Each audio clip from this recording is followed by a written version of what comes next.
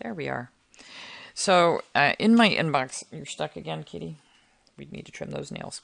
In my inbox this morning was some new information on Florilanner, aka Brevecto, and it kind of ticked me off. So one of them was a safety study that was performed, and I'll tell you about that in a minute. Because this, so when I posted, I think a week ago, the side effects that were reported, side effects and deaths, adverse reactions that were reported to the EMA, which is the European medical agency, people kind of were up in arms, and I haven't gone back to look, but last time I looked, we had over 50,000 views on that thing. And of course, people arguing with me that these products are perfectly safe, and because I didn't post the studies that showed those results, that it was obviously bogus, and I was just blowing smoke out my whatever. And the thing is, it's not a published study. It's Freedom of Information Act request for the number of adverse reactions and deaths that were reported to the EMA. We can get the same information, which I also have from Freedom of Information Act request for the FDA. So anyone can request that information. Any of you can contact the EMA. Any of you can contact the FDA. You can request information on any drug, any product that you want. They have to tell you the number of adverse reactions reported and the number of deaths reported. And that those numbers include reports that may or may not have been proven to be associated. So if you, for instance, if you do a request for the number of adverse event reactions reported for Frontline, that product's been around forever, and so there are probably hundreds of thousands of adverse event reports that have been called in or emailed in to the FDA on that product. I talked to the company once when I was calling in an adverse report, and what I was told by the person on the other end of the line was quite interesting. A lot of the reports that were called in for Frontline over the years actually weren't even pets that were treated with Frontline. They were pets that were treated with a flea and tick topical that the owner just said Frontline, or the veterinarian just said Frontline, when in actuality it wasn't Frontline. And the reason we had that discussion was that I was calling in a Frontline reaction, and then when the client returned later with the packaging for me, it wasn't Frontline. It was some over-the-counter, Hearts or whatever. It was some other over-the-counter product she had used, but when she had come in, she said to me, "Oh, I put Frontline on." Except not. But the thing is, the Frontline people had to leave my phone call in there as an adverse event report, even though it wasn't even their product. So sometimes the numbers can be a little skewed. And so if I call into the FDA and say, my dog had an adverse event reaction to Brevecto, they're supposed to leave that in there as a reported adverse event, whether I have proof or not, because I reported that I think it's related. But the FDA changes things around a little bit, I think, depending a little bit on some pressure. And I'm not sure exactly what they leave in and what they take out. What was interesting in our latest round of numbers is that the number of deaths and the number of adverse reaction reports in the EMA are 10 times what they are at FDA. Like the percentages. So if we look at the number of reports and then the number of deaths associated with those reports, the numbers are 10 times what they are. The percentage is 10 times. So like in the US, one of the products shows like a 4.7% death rate, and in Europe it's like a 44% death rate. That's a huge difference. And we're looking for reasons for why is it so different.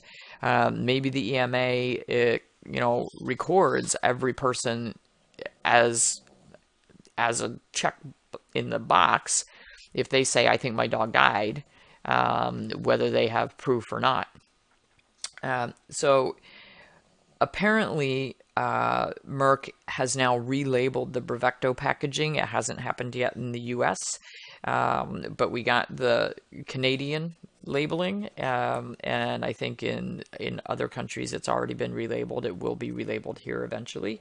So now on their side effects, they finally fessed up to adverse reactions.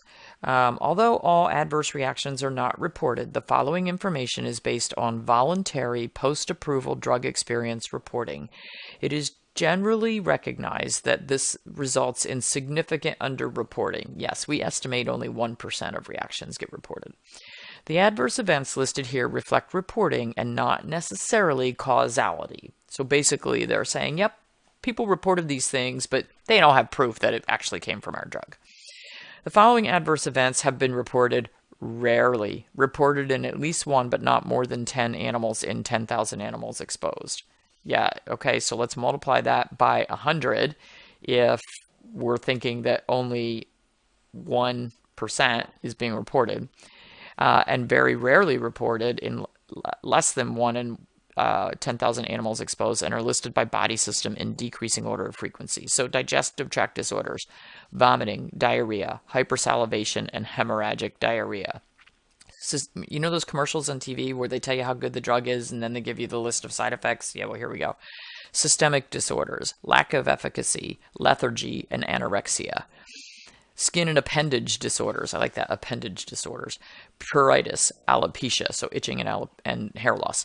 Neurologic disorders, convulsions, ataxia, muscle tremor. In a well-controlled U.S. field study, which included 294 dogs, 224 were administered the drug, 70 were administered a control every 4 weeks, and were provided with a tick collar. Now, that's very interesting. They were provided with a tick collar. They're saying there were no serious adverse reactions, except they had a large percentage of the dogs with vomiting, decreased appetite, diarrhea, lethargy, and some with excess thirst. But they had them in both columns, the Bravecto group and the control group. Well, the problem is the control group still had a chemical in there too. So basically they're saying, well, compared to other nasty chemicals, we're only slightly worse than the other nasty chemicals. I think what we need to do is take that same study, take the Bravecto group, or pick whichever drug, and compare it to dogs with no chemicals. I think that would be a more active description of what's really happening to these dogs. So then there's another study that was in my inbox this morning. Safety of Florilaner chewable tablets, a novel systemic anti-parasitic drug in dogs after oral administration. Well, competing interests. The 3 authors are all employees of Merck. Which way do you think that study is skewed? What do you think they're going to say? Oh, our product sucks. Our product has tons of reactions. Our product killed a bunch of animals. They're never going to say that. So one of the ways that they skew the results, now remember, they're putting a drug in that lasts for 3 months in the body. Minimum 3 months. Some of the dogs had vomiting and diarrhea 5 days after administration. Their conclusion, not related to the administration of the drug because it was 5 days later. Really? Because that chemical's in there for 3 months. So they're basically saying if we don't see a reaction within 24 hours, or really within a couple of hours, can't possibly be related to the drug. I'm sorry, you put that drug in there, it doesn't disappear. Side effects can occur for up to the 3 months that drug is in the body.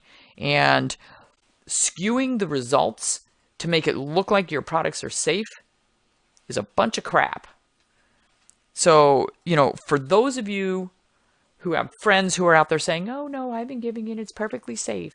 Well, if their dogs are out there suffering with hair loss and itchy skin and sores that don't heal and hot spots, I don't care if they're occurring 2 months after the drug was given. People don't put two and two together. These problems are related. These chemicals are killing our pets. And we need to stand up to people. I'm sorry. This just frustrates me. This just. I know everybody wants to make money. I I know these drug companies make billions of dollars, and that's what they're there to do. And yes, there are some drugs that save lives, but there are some drugs that kill. No, they say they're there to save lives. Well, they say they're there to Be save lives transparent. and be transparent. Yeah, they're not being transparent with this. Oh, I think that chemical stays in there a lot longer than 3 months. I think these chemicals are in there probably for a lifetime. I mean, we've had people that have given the chemical once and they still find dead ticks on their dog a year later.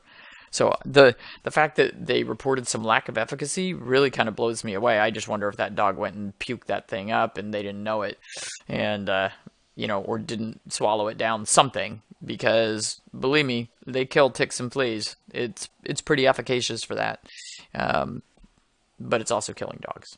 And now they're using it on cats, so dogs and cats. And I think it's a tragedy. All right, I got a lot to do today, as usual. It's supposed to snow. It's not yet. The weather report said it would start at 7:30. Well, that was a while ago. Welcome to Breakfast with Spaniels with Dr. Judy Morgan. Oh well, welcome or goodbye. He's a little confused. Wrong button.